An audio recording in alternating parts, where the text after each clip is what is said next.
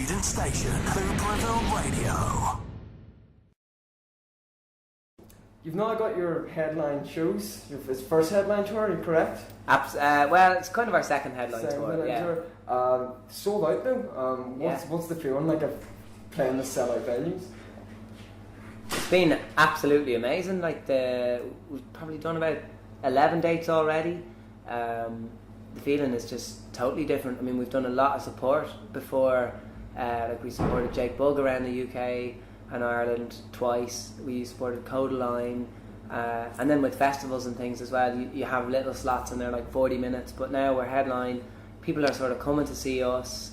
You have a little bit longer so you can put on a bit more of a show, and some people know the words, which is crazy because our album's not even out yet. The eagerly anticipated full album's finally coming out this year. It is. It's very, there's a lot of people looking forward to it. Talk us through the sound you're going for. Is it going to be similar to what we've heard with the EPs and the singles, or is it going to be a bit of a twist to it? Well, with the EPs, we've released a few of them now, like 3 or 4 of them, so they were a really good way for us to try things out, production, try different producers and different sounds and stuff. I think with our album, and with those EPs actually, some of them we were totally happy with, but some of them we went, I think that's a learning experience. We'll try and do it better, as you would, because you're just starting out doing this. And with our album, we said we wanted to sound like us. We wanted to sound like when we're playing a gig, or just when we're in the room and singing live music. As I said before, that's sort of where we feel we're in our element, live, playing in the room. You can't hide behind anything, So we wanted to have that energy behind it. So that was the most important thing. We'd like to think it sounds like what it sounds like when we're playing a gig. That's, I suppose, what we try to achieve, but sometimes you can't do that. Sometimes it's just the room and the big speakers and everything.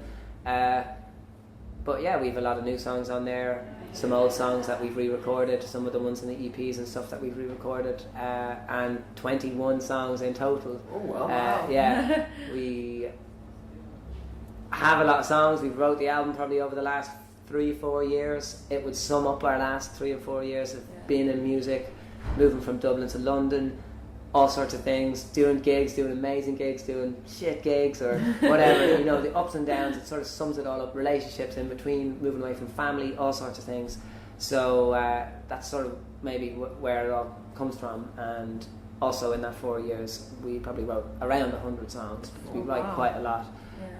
It's only like 25 a year, so it sounds like a lot, but we write songs pretty quickly, so it was hard to pick 12 of them, and we wanted to release more because we're going to be doing this tour. We're going to be touring hopefully all year. We want people to be able to hear our songs, before the gigs and stuff like that. So I don't know. And then our label were like, we're not doing a deluxe album, which is like a separate album on the side. So we said, okay, we'll do bonus tracks, and put 9 bonus tracks on it. So there's a load of new songs on there. Most of them me and Harry recorded ourselves. In my kitchen, in my kitchen in London, which is, I don't know, really fun. It was really fun for us to get involved in that side of things, producing and recording. Whenever someone as big as Jake Bugg, #1 albums, Brit Awards, NME Awards, and he asks you to support, what goes through your mind? Yes. Just put us on it. Live music is our favourite sort of. It's where we feel are in our element, so any sort of gig opportunity we'll always want to do it. Sometimes you can't always, but it was really good. The first time we toured with Jake was about the start of last year. 2 years ago. So about 2 years ago from now, and it was our first ever sort of big tour. We toured them for 28 dates around the UK and Ireland, and that was just when his album was coming out, his first album. And lovely dates, really nice crowds. It was really, really cool. We really enjoyed it, and of course when we were asked we said of course. We've worked with the same people as him before as well, so that really helped us out, and we have the same booking agent and stuff, so that was really cool. And then recently on his last tour around the UK, he invited us back, and since the first tour, 2 years really was the gap. He just totally exploded. and the venues were like from academies, which were huge for us anyway, to big arenas and stuff like that. So it was so sound of them to have us back. Yeah. You've covered a lot of songs like from other artists. Yeah. What's your favourite song that you've covered? Favourite song that we've covered? It's a tough one. It is a tough one. Well, I like do it fresh in my mind. So the last two covers we've been playing, I really enjoy, which is Uptown Funk. Oh yeah. Something a little bit different. Yeah. Do you put like your own little spin on that then? Yeah. I suppose so. Yeah. Like we don't have the trumpets and the dance moves, so we have to do something. And then another one, AC/DC Back in Black. Oh, we covered recently, which was a big early influence of mine. You wouldn't probably tell from the music. Yeah. But yeah, no, I think I love AC/DC I still love them now, but I was mad into them for about 2 years growing up when I was about 15, 16 maybe, something like that. And that's probably my favourite two covers. The Irish folk music and the folk music scene is starting to blow up a bit more now. Like the Villagers, Wayland was a big album, well critically acclaimed. Then also turning Damien Rice as well, who came back after a 9-year hiatus. How important is it for you as a band just to stick to your Irish roots? It's hugely important. As I said, we started out busking sort of on Grafton Street and in Temple Bar, which is like the big busking spots in Dublin. I know Damien Rice used to busk on Grafton Street and stuff like that. And yeah, I love it, to be honest. I go around the UK, people like yourself are talking about Irish music. Anywhere I go, in venues and stuff, people talk about Irish music. Codeline as well, Hosier, Soak, this Gavin James, like Orla Gartland, Corona, like there's just so many bands coming out of Ireland, and it's absolutely amazing to see. And we met a lot of the people along the way, and you get to bump into people at festivals and stuff. It's really nice. It's really nice to sort of be a part of it and stuff. I think our accents sort of would give away, would give away sort of keeping it in the music, I suppose. And I used to do Irish dancing for about 9 years, and that in some way, I don't know, rhythmically or something like that. I like traditional music as well, and Irish folk music and stuff like that. So, and I know Harry does as well. So that would inspire songs or just little ideas that would inspire little things. So it's a big part of our music and a big part of our upbringing, and big part of our life really. What other inspirations have you got for your music? Just loads of stuff. I was told a couple of years ago to find the good in all music, as one of the best pieces of advice. I thought it was one of the best pieces of advice I've ever got, because it's easy when you hear something on the radio, you turn something on to go, oh no, I hate that, but there's something good about it because it's being played on the radio or whatever, unless the radio station has slagged it off. There's something good about it. So I always listen to music and go, I like that about it, whatever. I might not like this, but yeah, AC/DC, I suppose that would be one sort of outside of the box. Other influences, we're quite influenced by 60s and 70s songwriter, singer-songwriter, folk sort of movement. Joni Mitchell, Bob Dylan, Crosby, Stills and Nash, Simon & Garfunkel, Everly Brothers, Beach Boys, stuff with a lot of harmony. I was mad into Guns N' Roses around the same time as AC/DC.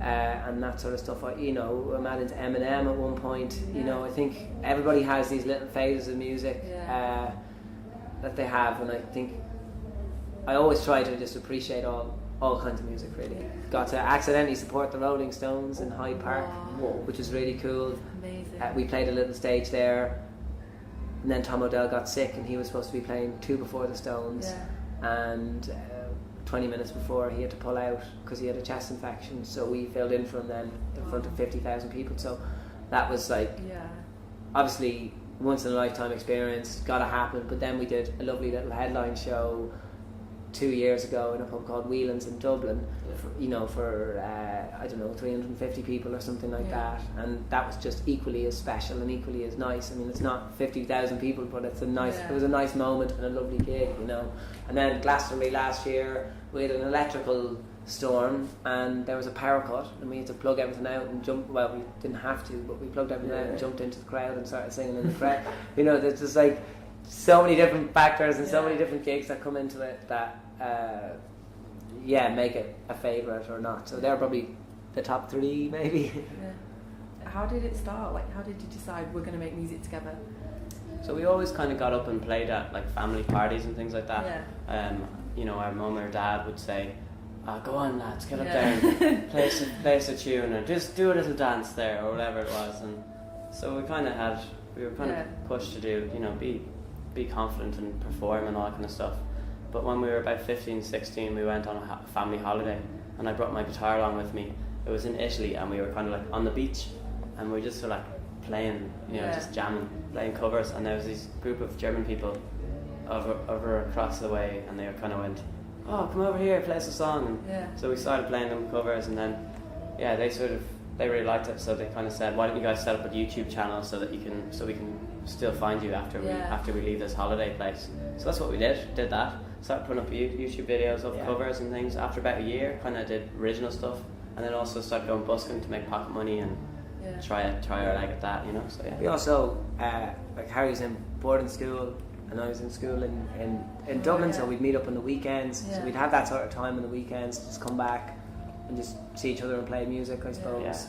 And never do any homework. Just you saying there about how you started off yourself by busking and things such as that. Was there ever? It just reminds me of a fella from Belfast. You remember he was on The Voice called Connor Scott. I think I've heard. Yeah, he was. Because I remember before he went on The Voice, you always saw him in the town busking and things like that. Did it ever come to your two minds thinking, should we enter something like The Voice? Did it ever get the bit of frustration that you might not quite make where you have got today? We never really thought of it, no. I mean, like, as soon as the Battles EP sort of happened, we that was it. That was when we sort of knew this is, you know, what we want to do, and this is the way to do it. Just the way people got behind us, the way it was all, we had control almost in a way. We were writing the songs and had control of that sound, and you hear a lot of horror stories about The Voice or whatever. But you also, I find, like, I don't know who won the X Factor 3 years ago, or I don't know who came third place in the X Factor 6 years ago, you know, or 4 years ago, and I just think, I don't know, we'd rather be musicians, I suppose, than that. I think it's very instant and respected way to go. If that's the way to go, do it, get the time on TV and really sort of. Your student station, Hooperville Radio.